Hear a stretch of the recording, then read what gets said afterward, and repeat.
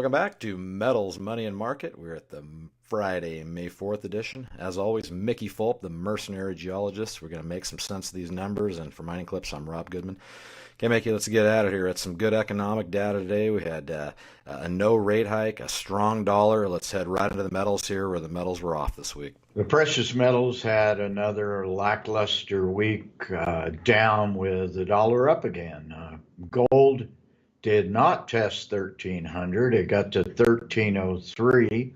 It finished at 1,314 for the week. I think this is important because if you remember 3-4 weeks ago, gold did not test 1,360. So this range bound thing that we're dealing with from 1,300 to 1,360 looks like there's no end in sight on that. And that's been going on since late December. Silver gained a penny to 16.49. Platinum lost $3, 9.09. Palladium lost $2 to close at 9.63. Meanwhile, copper becoming extremely range bound here. Not much movement this week as opposed to previous weeks. It's range this week between 305 and 307. This may be expected because we are in a low season for demand. Everybody buys all their copper for the construction season in the late winter, early spring. So they've got inventories right now that they will use up over the summer. Close at 308, up a penny. And shifting gears into energy here, where oil back on track. Decent week here. Yeah, it really had a choppy week, but it was surging today, up $1.25, finished at 69.78 for a 2.5% gain on the week, despite the rigs being up 11 in the U.S. and Canada down 7. I think Canada's got all of 75 rigs drilling right now, and the U.S. is well above 1,000.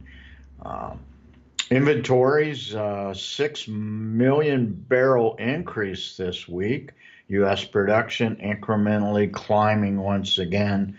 I think a lot of what happened today was the idea that Trump is going to exit the Iran deal, and that decision, I think, if memory serves, has to be made just about in a week. So the oil markets appear to be front-running that decision.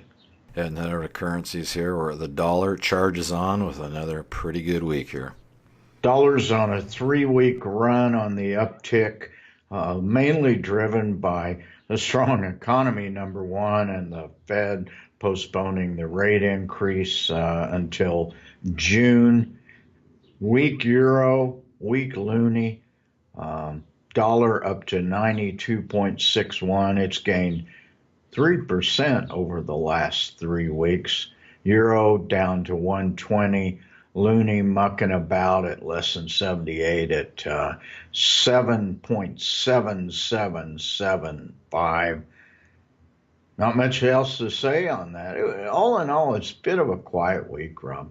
And finishing up with the equities markets, some good economic data today. Almost got these markets into the black, but majority of them are in the red.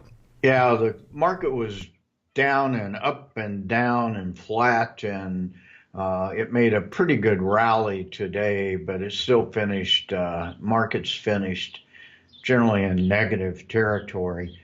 This jobs report today, the lowest unemployment rate this century, so 17 years.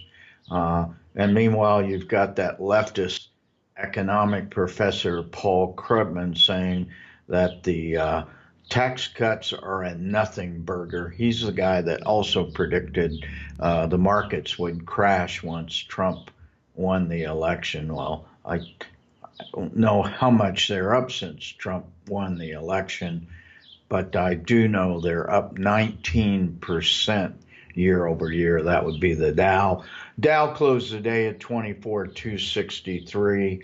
Down 0.2%. S&P 500 was off 8 points for the week to close at 2663.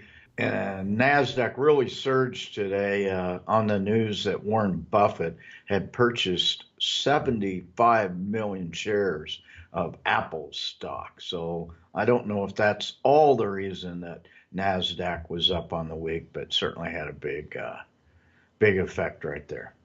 And we're wrapping up with the Toronto Venture Exchange, where the pain continues. Same old song, no volume, no bid, no interest.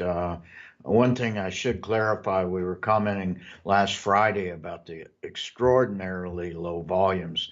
And what happened was the market went down. All the markets went down in Toronto for about the last 3 hours. So if you add up the volumes on Friday and Monday for the Venture Exchange, you get the normal no one cares sort of volume, about 50 million shares traded each day. Okay, Mickey, appreciate the insight. We'll look forward to catching up with you next week. Have a great weekend. All right, thanks a lot, Rob.